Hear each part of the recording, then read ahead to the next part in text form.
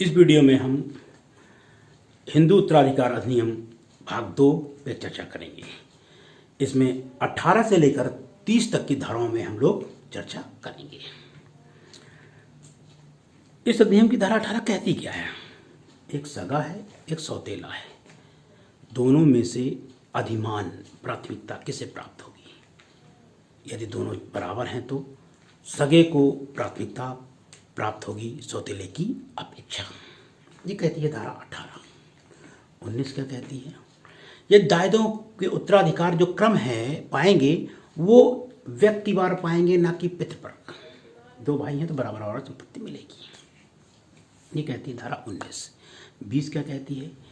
20 ये कहती है कि एक आदमी की मृत्यु हो गई, उसकी पत्नी के गर्भ में बच्चा था जो 3 महीने बाद या 6 महीने बाद पैदा हुआ, तो वह पिता की संपत्ति में बराबर का हकदार होगा। गर्भस्थ शिशु अपने पिता की संपत्ति में उत्तराधिकार पाएगा यदि वह जीवित पैदा होता है तो। ये धारा कहती है 20। 21 क्या कहती है?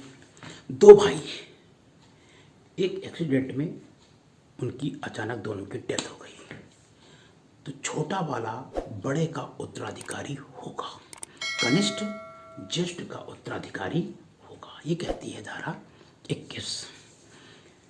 22 क्या कहती है? व्यापार और अन्य के बारे में, क्रम अवधारण के बारे में।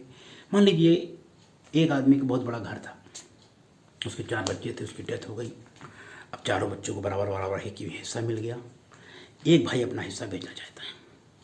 यदि एक भाई हिस्सा बेचना चाहता है तो सबसे पहला ऑफर अपने तीनों भाइयों को देना होगा।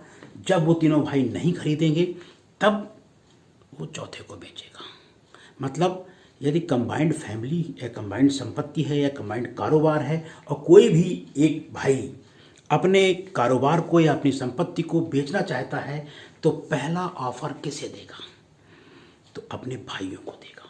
3 भाई हैं, तीनों को बोल देगा भाई जिसको खरीदना हो खरीदो, ये रेट है, या तीनों भाई जो ज़्यादा रेट लगा दे वो ले जाएगा। ये धारा कहती है 22। धारा 23 और 24 2005 में परिवर्तित हुई है। 23 ये कहती है एक पिता ने के पास पुत्र है, एक पुत्री है। पुत्री पिता की संपत्ति में हक रखती है, नो डाउट, कोई दिक्कत नहीं है। लेकिन पुत्री का विवाह हो गया और पति से पृथक हो गई या पति ने उसे अलग कर दिया, तो वह पुत्री अपने पिता के मकान में रह सकती है। ये कहती है धारा 23। 24 क्या कहती है?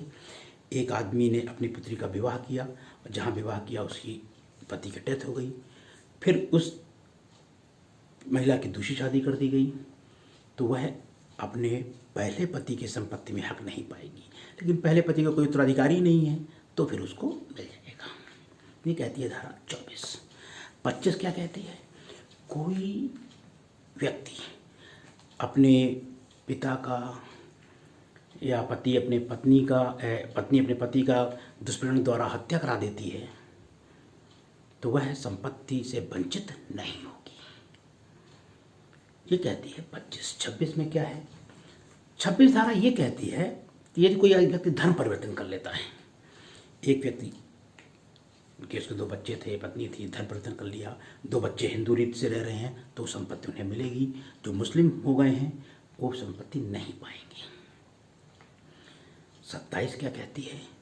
एक व्यक्ति ने अपने किसी बच्चे को संपत्ति से अलग कर दिया है, पृथक कर दिया, अगर नहीं मिलेगी तुमको, तो वह माना जाएगा कि वो निर्वसति के समय ही उसकी मृत्यु हो गई है, अब उसे संपत्ति में कोई भी हक नहीं मिलेगा, माना जाएगा वो मर चुका है। ये कहती है 27। 28 क्या कहती है?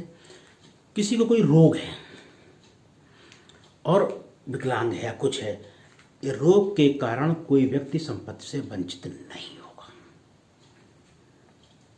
ये 27 है, सॉरी 28 है। 29 क्या कहती है? अब एक आदमी मर गया और उसके पास ना तो भाई है, ना बहन है, ना माता है, ना पिता है, ना कोई नहीं है, तो संपत्ति के मालिक कौन होगा? यदि कोई नहीं है तो धारा 29 ये कहती है उस संपत्ति का मालिक सरकार होगी। और धारा 30 क्या कहती है? धारा 30 ये कहती है कि कोई व्यक्ति अपनी संपत्ति का वसीयती वैन कर सकता है, वो वसीयत करके किसी को भी दे सकता है। ध्यान रखिएगा, हिंदू उत्तराधिकार अधिनियम निर्वसियते पर लागू होता है, वसीयत पर लागू नहीं होगा। जो व्यक्ति किसी को वसीयत कर देगा तो माना जाएगा कि उसी को संपत्ति मिल गई है, लेकिन वसीयत रजिस्टर्ड होनी चाहिए। आप बताएं ये वीडियो आपको कैसे लगा। दोनों वीडियो को एक साथ कंबाइन होकर देखें, पहले देख लें फिर दूसरा देख लें। फ्री में आपको काफ़ी हेल्प मिलेगी और 2-3 बार सुनने से काफ़ी चीज़ें आपको याद हो जाएंगी। लाइक करें, शेयर करें और आगे बढ़ाएं। धन्यवाद।